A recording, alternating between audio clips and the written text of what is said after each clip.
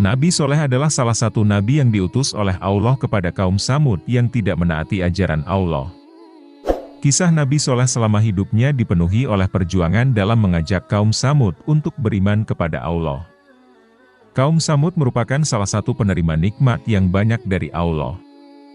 Mereka memiliki kemakmuran serta kemewahan hidup karena tinggal di atas tanah yang subur dan melimpah serta keterampilan mereka yang maju.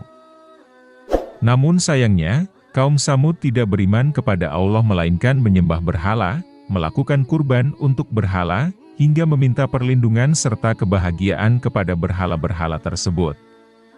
Atas dasar tidak patuhnya kaum Tsamud kepada pencipta dan pemberinya nikmat, Allah mengutus Nabi Soleh untuk memberi peringatan kepada kaum Tsamud.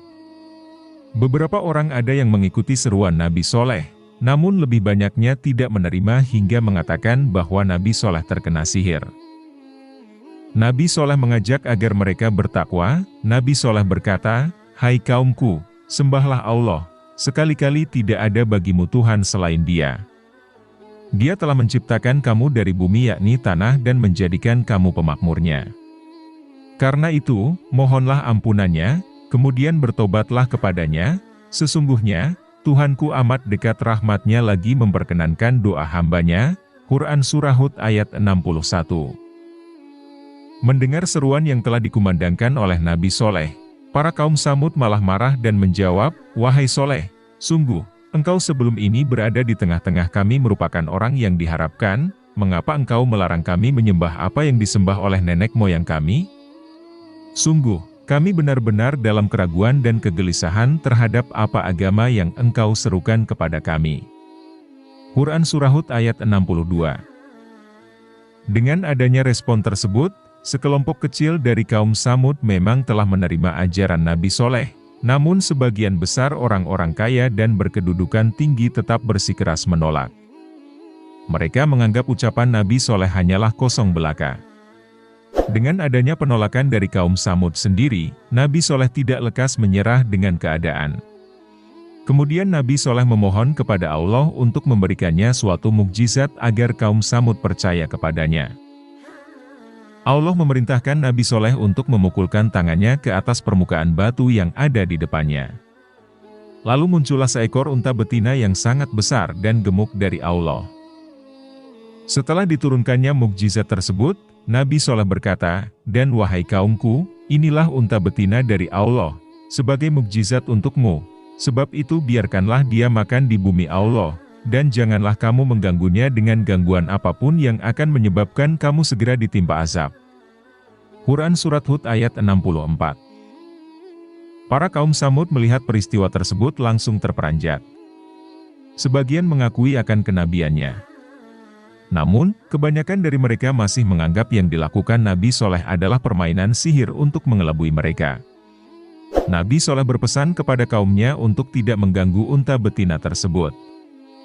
Dia mengizinkan kaumnya untuk bergantian memeras dan meminum susu unta ajaib tersebut. Namun, keberadaan unta ajaib tersebut membuat khawatir beberapa kaum Tsamud yang menentang ajaran Nabi Soleh. Karena unta betina tersebut meminum banyak air di sumber air kaum Tsamud. Selain itu, banyak ternak kaum Tsamud yang kekurangan air. Hal itulah yang menjadi dasar kaum Tsamud untuk melakukan rencana jahat, yakni membunuh unta betina tersebut. Suatu hari, dua pemuda kaum Tsamud yang bernama Musadda bin Muharrij dan Gudar bin Salif berhasil membunuh unta betina tersebut dengan cara mengawasi unta saat akan minum. Dengan cepat Musadda memanah betis betina tersebut dan Gudar menikam pedangnya di perut unta tersebut. Melihat unta yang telah dibunuh oleh kaum Tsamud membuat Nabi Soleh bersedih. Lalu, dia mengatakan bahwa akan datang azab bagi kaum Tsamud yang tidak kembali ke jalan yang benar. Tanda-tanda diturunkannya azab tersebut adalah pada hari pertama, saat terbangun mereka akan menemui wajah mereka menjadi kuning.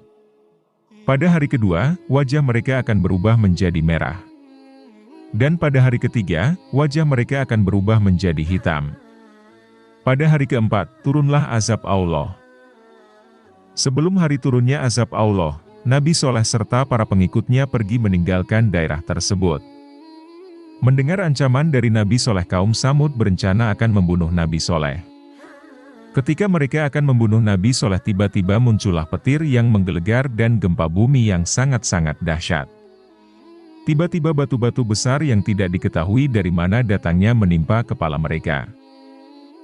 Hikmah dari kisah ini adalah mengingatkan kepada kita untuk senantiasanya mematuhi ajaran Allah dan Rasul-Nya, serta tidak berbuat sombong atas segala pemberian Allah yang telah diberikan.